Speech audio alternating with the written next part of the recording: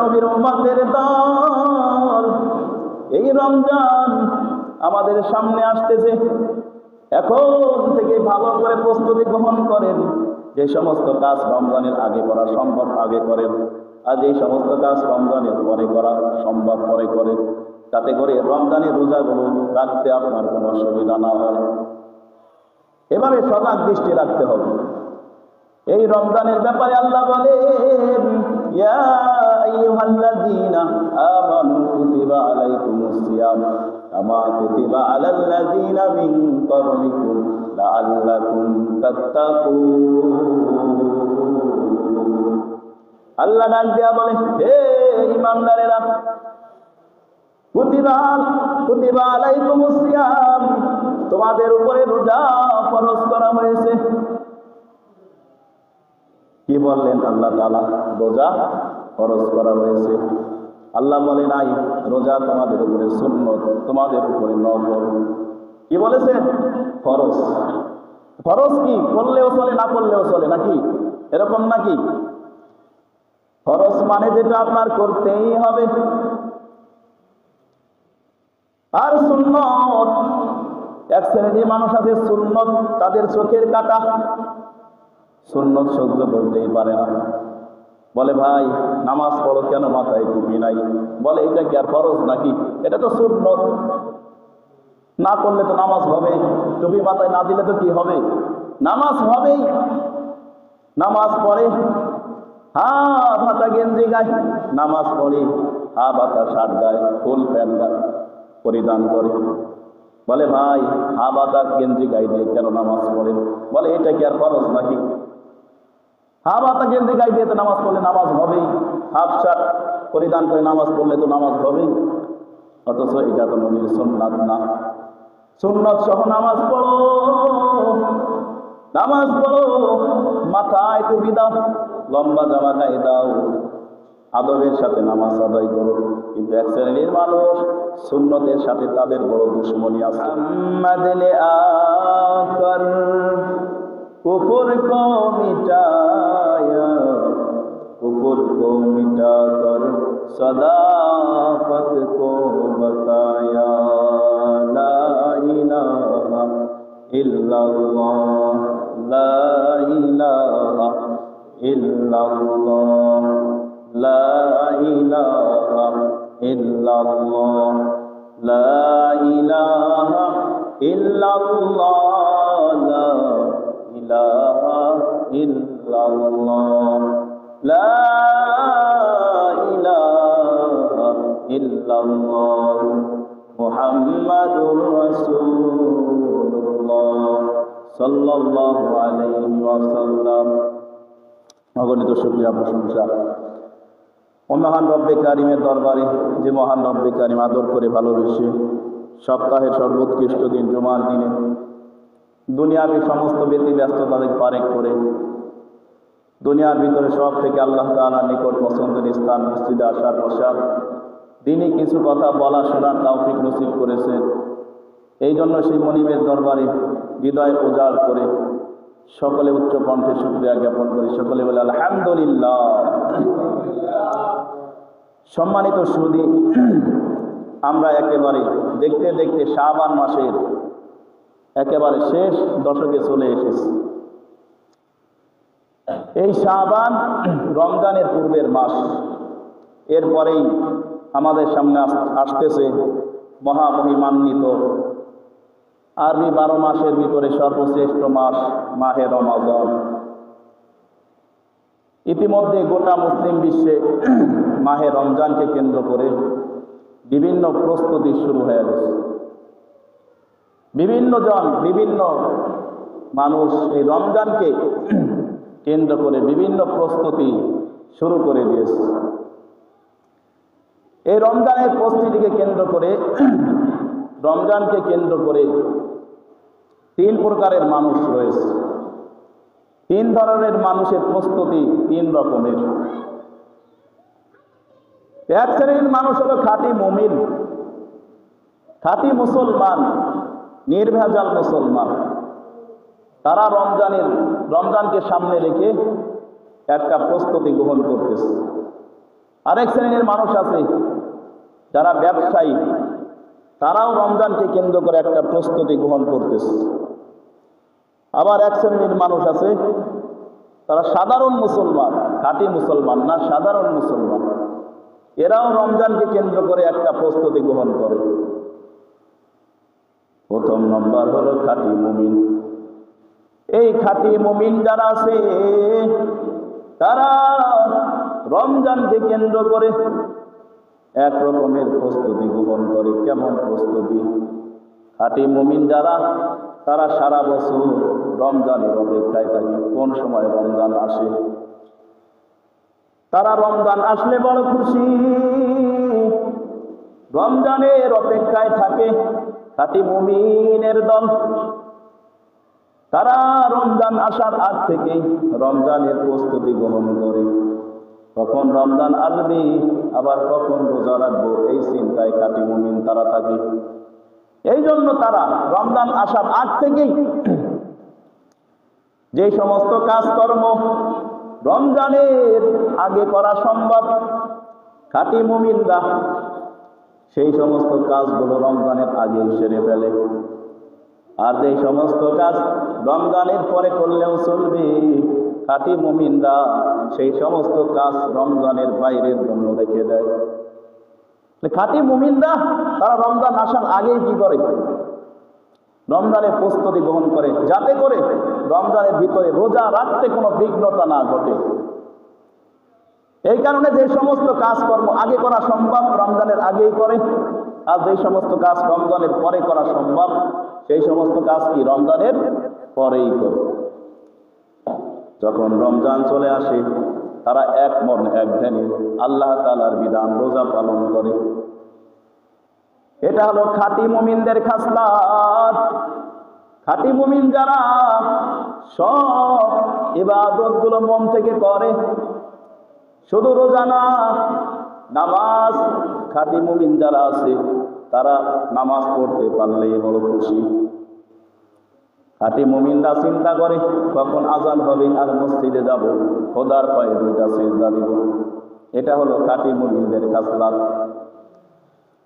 খাঁটি মুমিনকে যদি বলা হয় ভাই গোটা পৃথিবী তোমাকে দেওয়া হবে, এক ওয়াক্ত নামাজ পড়বা না, কসম আল্লাহ, ওই খাঁটি মুমিন তামাম দুনিয়া দিলেও ওই খাঁটি মুমিন পশ্চিম কালেও এক ওয়াক্ত নামাজ ছাড়তে তারা রাজি হবে না। ঠিক কিনা জোরে বলুন? খাঁটি মুমিনকে গোটা পৃথিবী যদি দিয়ে দেন ভাই এক ওয়াক্ত নামাজ পড়িও না, তারা কি নামাজ ছাড়বে না। আর যারা ভেজাল মার্কা মুসলমান, তাদেরকে ঘাড় ধইরা মসজিদের দিকে টানলেও মসজিদে আনাবে না। খাঁটি মুমিনদেরকে কি বলতে হয় না? তারা কি অন্তর থেকে মসজিদে চলে আসে, 5 ওয়াক্ত নামাজ পড়ে। যাকাত খরচ হইলে খাঁটি মুমিনদেরকে বলা লাগে না, হিসাব কইরা যাকাত দিয়া যায়। আর যারা খাঁটি মুমিন না, যাকাত দিতে বললেই তাদের গড়িমসি শুরু হয়ে যায়। এত টাকা যাকাত দিব, কষ্টে উপার্জিত সম্পদ, এত টাকা যাকাত আসছে, কেমনে দেই? 500 1000 টাকা দিয়া বলে যাকাত দিয়া দিছি। আবার যাকাতের নামে কিছু শাড়ি লুঙ্গি তারা বানায়, যেগুলো একবার ধুইলে দ্বিতীয়বার করার কোনো উপযুক্ত থাকে না। এটা হলো ভেজাল মার্কা মুসলমানদের কাজ। খাঁটি মুমিন যারা হজ ফরজ হয়েছে চিন্তা করে কখন হজ আদায় করবে, হজ করার জন্য পাগল হয়ে যায়। কিন্তু যারা ভেজাল মার্কা মুসলমান, হজ ফরজ হওয়ার পরে ওর টাল বাহানা করে, এই বছর না সেই বছর, সামনে বছর না পরের বছর, এরকম করতে করতে মালাকুল মউত হাজির হয়ে যায়। ওই আল্লাহর বান্দা, ওই হতভাগার ভাগ্যে আর হজ হবে না। ঠিক কিনা জোরে বলে? কিন্তু মুমিন ব্যক্তিরা কি এর বিপরীত। মুমিনরা এই রমজান কেমনে সুন্দরভাবে রোজা রাখতে পারে সেই চিন্তায় বিভোর হয়ে থাকে, সব প্রস্তুতি গ্রহণ করে। আরেক শ্রেণীর মানুষ আছে, তারাও রমজানকে কেন্দ্র করে প্রস্তুতি নেয়। তারা হলো ব্যবসায়ী দল। তারা কি ব্যবসায়ী, তারাও কিন্তু রমজানকে কেন্দ্র করে এক শ্রেণীর প্রস্তুতি গ্রহণ করে। তাদের প্রস্তুতিটা কি? তাদের প্রস্তুতি হলো মজুদদারি। রমজানের ভিতরে রমরমাট ব্যবসা, ভালো ব্যবসা হবে। তাদের কাছে রমজান মাসটা হলো মুনাফা অর্জনের মাস, ব্যবসার মাস ব্যবসায়ীদের কাছে রমজান মাস। তাদের চিন্তা 11টি মাস তেমন ব্যবসা হয় নাই, মুনাফা অর্জন হয় নাই। এই যে সামনে রমজান আসতেছে, তারা মনে করে এই রমজান মাসটা হলো ব্যবসার ভালো মাস, মুনাফা অর্জনের মাস হলো রমজান মাস। ব্যবসায়ীরা কি করে, রমজান মাসটাকে তারা বানাইছে কি মুনাফা অর্জনের মাস, বেশি বেশি ব্যবসা করার মাস। এই কারণে তারা কি রমজান আসার আগেই মজুতদারি করে, সব মজুতদারি করতেই থাকে। যখন রমজান আসে বেচা কিনা শুরু করে, সব বেচা কিনা রমজান মাসেই করবে, সব লাভ একসাথে রমজান মাসেই করবে। 11টি মাস যে পরিমাণ লাভ করতে পারে নাই, এই ব্যবসায়ী রমজান মাসে সেই ব্যবসা করবে চিন্তায় থাকে। এই কারণে এমন ব্যবসা করে 10 টাকার মাল 20 টাকায় বিক্রি, 500 টাকার মাল 1000 টাকায় বিক্রি। তাহলে ব্যবসা করলো কেমন করলো, তার মেয়াদ ছাড়া ব্যবসা, সীমা রেখা ছাড়া ব্যবসা। অথচ ব্যবসার ব্যাপারে একটা নিয়ম নীতি থাকতে হবে, একটা নির্ধারিত পরিমাণ থাকতে হবে, একটা সীমা থাকতে হবে, সীমার বাইরে খরচ করা যাবে না। অনেক ব্যবসায়ীরা বলে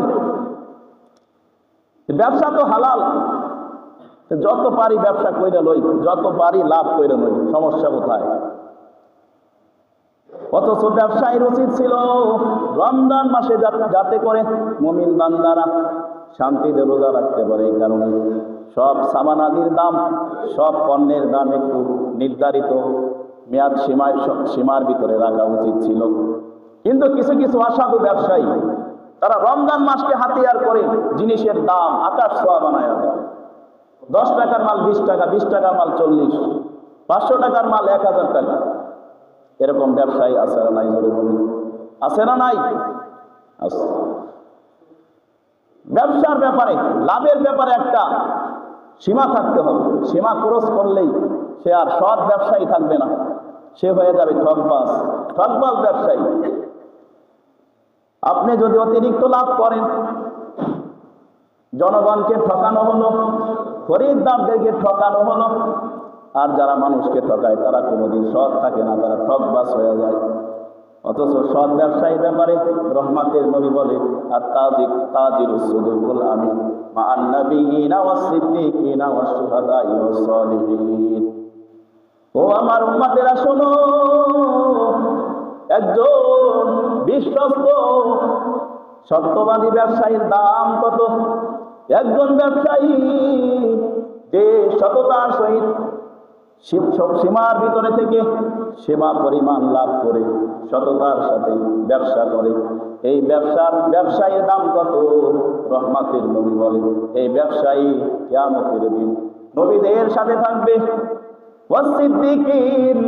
সিদ্দিকিনদের সাথে থাকবে, ওয়াসশুহাদা শহীদদের সাথে থাকবে, ওয়াসসালিহিন এবং সত্যবাদী নেককার বান্দাদের সাথে তারা থাকবে। সুবহানাল্লাহ। একজন বিশ্বস্তবান আমানতদার ব্যবসায়ীর দাম কত?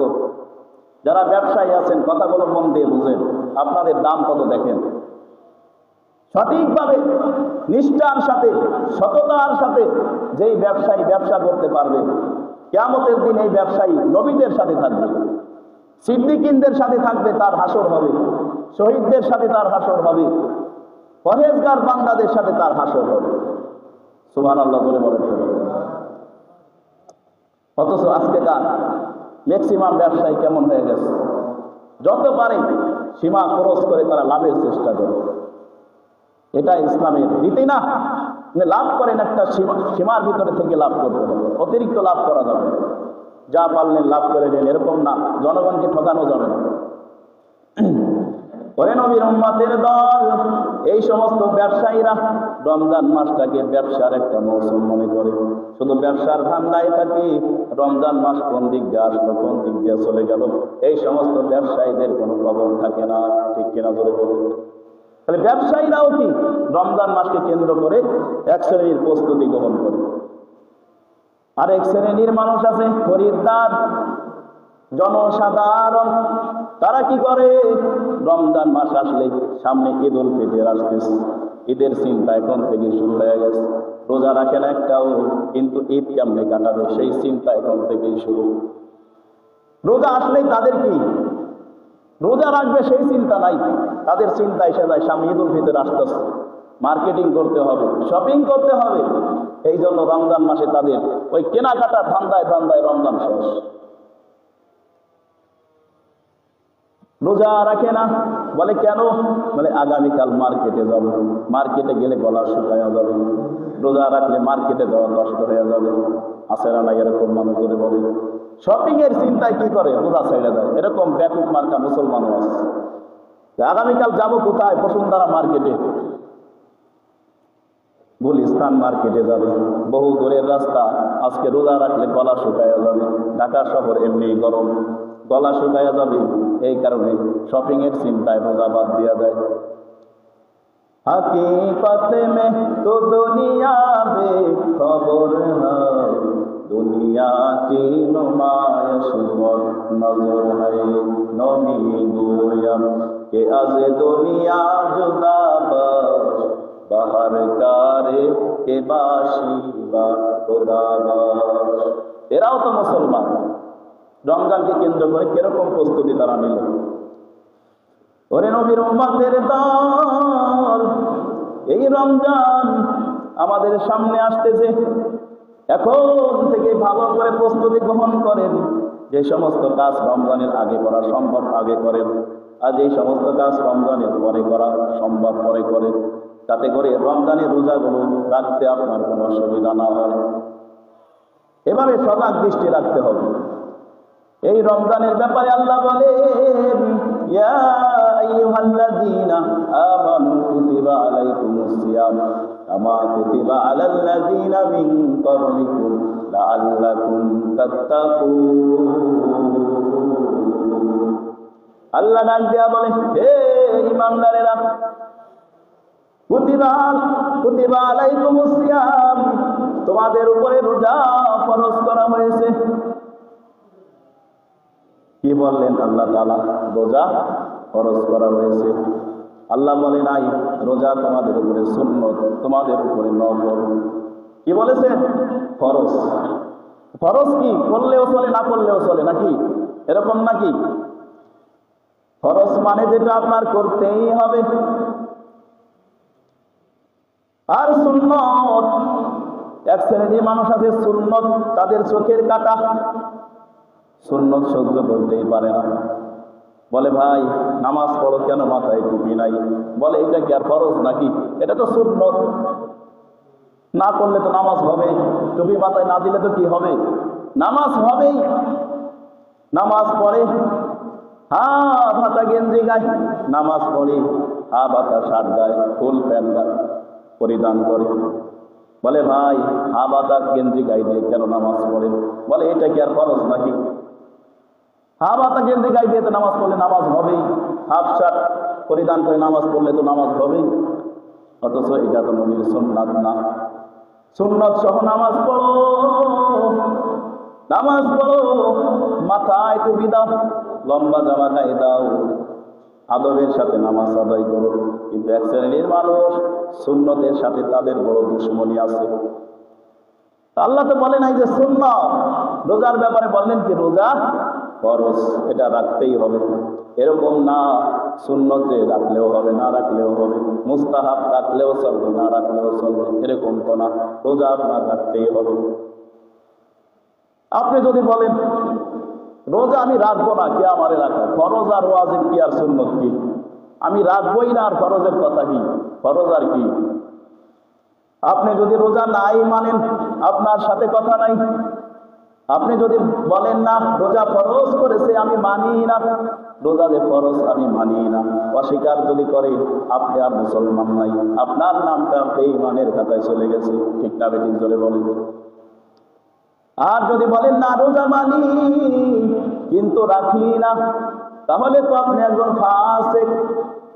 যারা ইচ্ছাকৃতভাবে গুনার কাজ করে তারা কি জোরে বলে, তারা কি ফাসিক।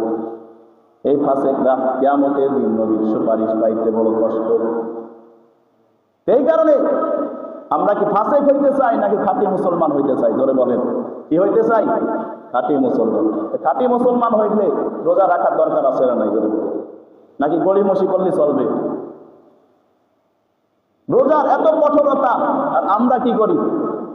রোজাকে সুন্নত নফলের মতো বানাই ফেলাইছি, মনে করি মুস্তাহাব আমল। কেমনে?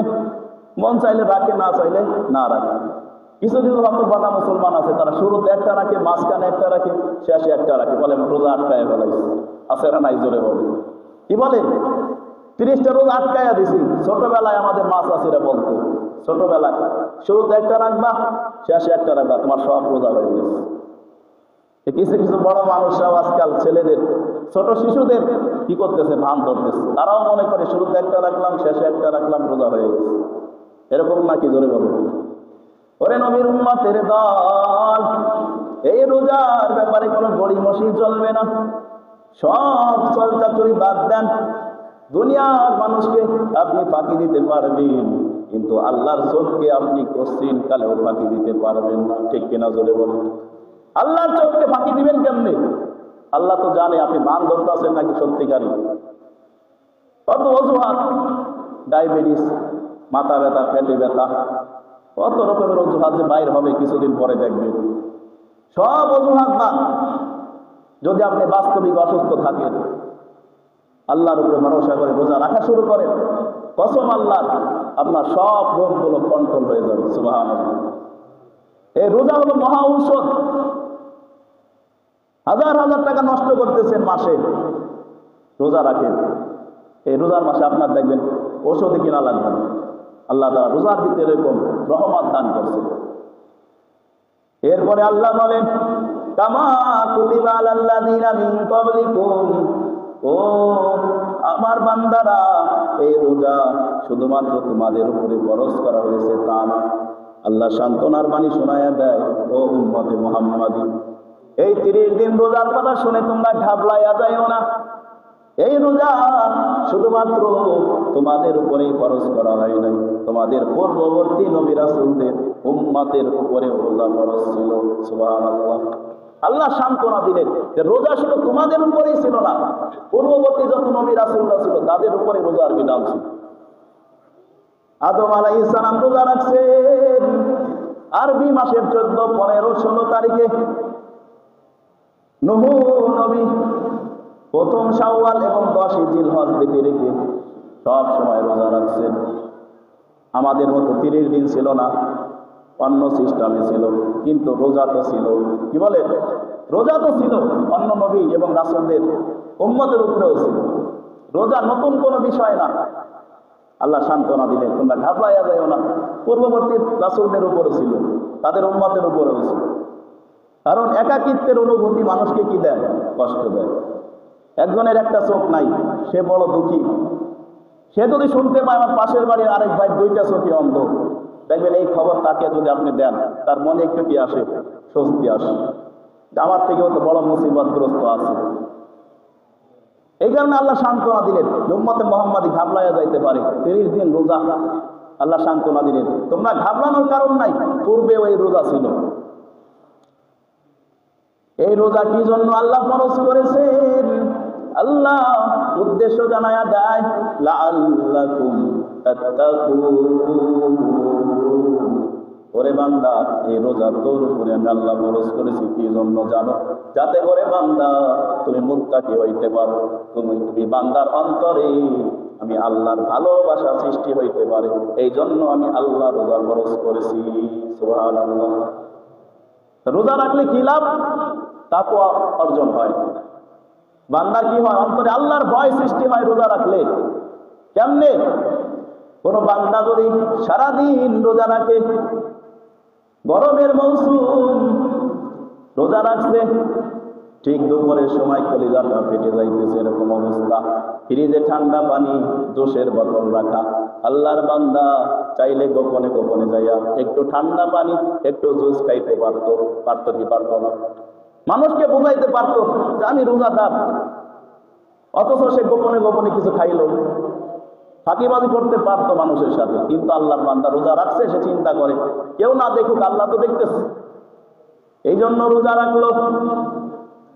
এই কারণে বলা হয় রোজা এমন একটা ইবাদত, সব ইবাদত মানুষকে দেখানোর সম্ভাবনা আছে, রিয়াকারীর সম্ভাবনা আছে, কিন্তু যেই বান্দা রোজা এমন একটা ইবাদত যে ইবাদতের ভিতরে রিয়াকারীর কোনো সম্ভাবনা নাই, কোনো অহংকারীর সম্ভাবনা নাই রোজার ভিতরে। কেমনে? বলা হয় যে রোজা রাখছে সে আল্লাহর জন্যই রাখছে, যে সকাল থেকে সন্ধ্যা পর্যন্ত না খায়া থাকলো, রোজা রাখলো, তৃষ্ণার কষ্ট সহ্য করলো, সে আল্লাহর জন্যই রোজা রাখলো। এর ভিতরে কোনো কি নাই? রিয়াকারী নাই। রিয়াকারী থাকলে সে গোপনে গোপনে খায়া ফেলাইতো, মানুষকে বলতো আমি রোজা রাখি। এমনি ভাবে বান্দা 30টা দিন যখন আল্লাহর ভয়ে সকাল থেকে সন্ধ্যা পর্যন্ত বান্দা না খায়া কাটাইতেছে, তৃষ্ণার কষ্ট সহ্য করতেছে, সন্ধ্যাবেলা ইফতার করতেছে, এরকম ভাবে 30টা দিন যখন বান্দা রোজা রাখতেই থাকবে, এই বান্দার অন্তরে আল্লাহর ভয় পয়দা হয়ে যাবে, সৃষ্টি হয়ে যাবে। সুবহানাল্লাহ। রোজা রাখার দরকার আছে না নাই? জরুরি। এই রোজার মাস সামনে আসতেছে, এখন থেকে প্রস্তুতি গ্রহণ করেন, আল্লাহর ভয় অন্তরে পয়দা হবে।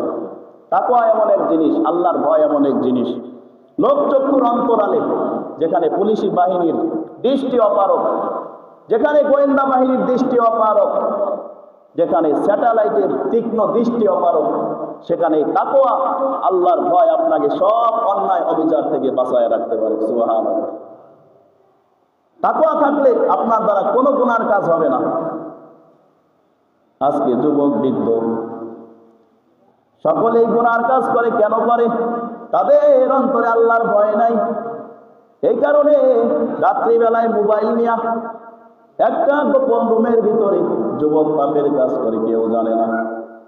এই যুবকের ভিতরে যদি আল্লাহর ভয় থাকতো, এই যুবক যদি মনে করতো আমার মাও জানে না, বাবাও জানে না আমি কি করতেছি, আমার ভাইও জানে না, আমার পাশের আত্মীয় স্বজনরাও জানে না কি গুনার কাজ করতেছি, কিন্তু আমার আল্লাহ তো দেখতেছে, আল্লাহ জানতেছে, ঠিক কিনা জোরে বলে?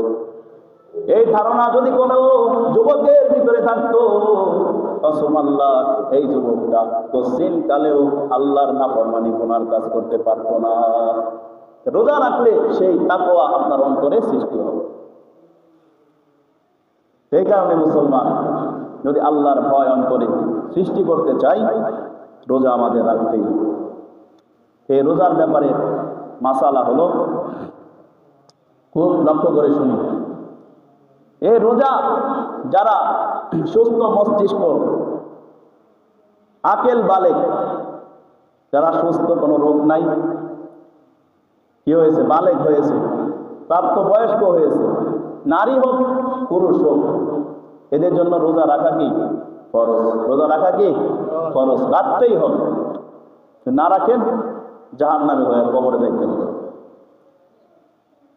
এটা হলো কি সুস্থ মানুষ, সুস্থ প্রাপ্তবয়স্ক মুসলমানদের বিধান।